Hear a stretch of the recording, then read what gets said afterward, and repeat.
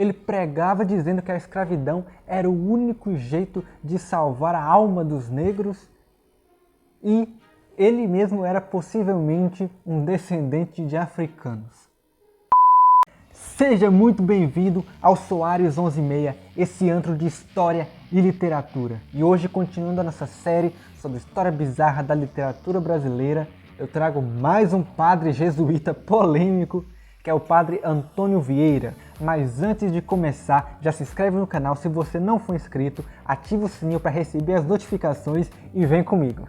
Cara, tu sabe, né, que os jesuítas foram peça-chave para a colonização da América e também em outros lugares do mundo, né? Principalmente Portugal, onde nasceu ali a Companhia de Jesus, e no Brasil, né, eles tiveram uma função extremamente importante, né? A gente já viu o padre Antônio Vieira, um dos primeiros escritores dessa época, e agora, mais de 100 anos depois, já estamos em torno de 1608, com o padre Antônio Vieira.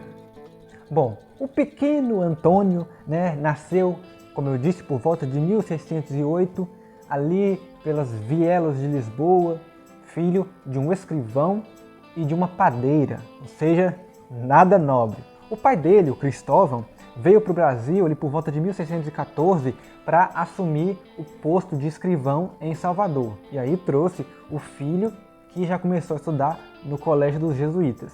Em 1623 já era noviço. Foi ordenado padre em 1634. Mas um ano antes dessa ordenação, ele, que já era conhecido, né, pela sua oratória, seus sermões, digamos, diferenciados para a época, né, acalorados, discursos bem colocados, ele foi então convidado para pregar para os negros. E esse foi um dos primeiros sermões que ele deu para africanos, falando sobre a escravidão. E nesse sermão, que na verdade não se tem muitos relatos assim como outros que ficaram mais famosos e a gente tem hoje por escrito, publicados e tal, esse não foi divulgado nem publicado, mas ainda assim se sabe de base do teor dessa pregação, que era basicamente a filosofia que a igreja e o Estado pregavam na época, que era o pensamento da escravidão como sendo o único meio de salvar os africanos. Porque pela lógica da igreja, uns nasciam para mandar e outros para obedecer. Então a escravidão era um jeito de manter a ordem mundial e também salvá-los, porque na época surgiu, né, a ideia de que os africanos eram descendentes de Cã, o filho amaldiçoado de Noé.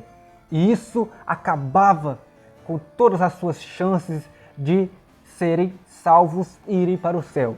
Então, aceitar a escravidão portuguesa era um modo de salvar a sua alma. O padre Antônio Vieira também se meteu em algumas outras polêmicas na época, né, porque ele pensava como a filosofia dos jesuítas e a partir da lógica da coroa portuguesa. Então ele acabou também atuando em alguns momentos como, digamos, negociador ou até diplomata na época do Brasil holandês, que foi uma ocupação holandesa em Pernambuco, né, e onde a gente teve ali aquela fase do Maurício de Nassau, e ele foi um dos responsáveis por tentar um caminho diplomático com a Holanda para a devolução dessas terras a Portugal. Ou seja, ele teve uma vida bem movimentada, né? Inclusive, ele foi até perseguido pela Inquisição da própria Igreja Católica. E é em uma dessas investigações do Tribunal do Santo Ofício que surgem os primeiros relatos de que ele realmente seria descendente de africanos. Segundo uma nobre que tinha o avô dele como servo, diz que ele realmente se envolveu com uma mulata, né, na época, e desse relacionamento veio-se o pai dele, Cristóvão. E tiveram outros relatos até sobre os bisavós dele e essa possível descendência africana. Isso porque a Inquisição queria saber se ele tinha origens judaicas, mas ele mesmo nunca afirmou ter origem nem judaica e nem africana. Mas isso meio que torna as posições dele um pouco ambíguas em alguns momentos, né? Por exemplo, ele de certa forma defendia a manutenção da escravidão e acaba que os sermões dele são um pouco ambíguos, né? Porque ao mesmo tempo que ele defende a igualdade entre os homens, ele, como os jesuítas, acredita também que um nasceu para mandar, outro para obedecer, digamos assim, né?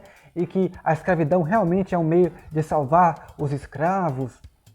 Ele não pregava tanto a favor da escravidão dos africanos, mas ele era sim muito contra a escravidão dos indígenas. Para mim é meio confuso, né? Você defender a escravidão de um povo e não defender de outro, né?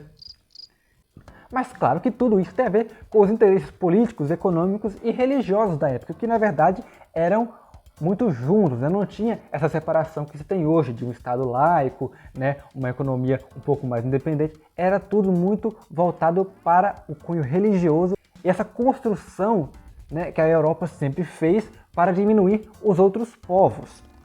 Mas no fim, tanto o Padre Anchieta quanto o Padre Antônio Vieira e outros jesuítas, consciente ou inconscientemente, foram sim ferramentas de dominação de outros povos e nações e aculturação política e cultural. Isso é um fato que a gente não pode negar. Ainda assim, o Padre Vieira é muito conhecido pelos seus sermões, que eram, como eu disse, muito diferenciados para a época, né?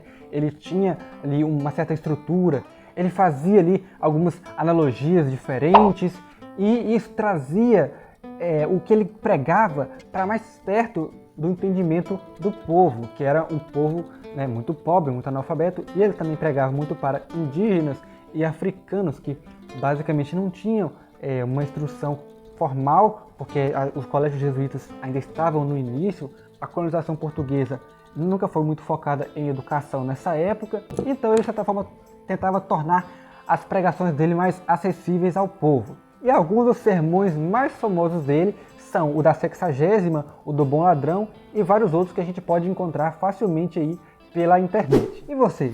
O que você acha do Padre Antônio Vieira? Comenta aí embaixo o que você acha, aproveita e já curte o vídeo, compartilha com os amigos e continua acompanhando essa série que a gente ainda tem muita água para rolar. Eu tenho muita história para trazer para você ainda, então até a próxima!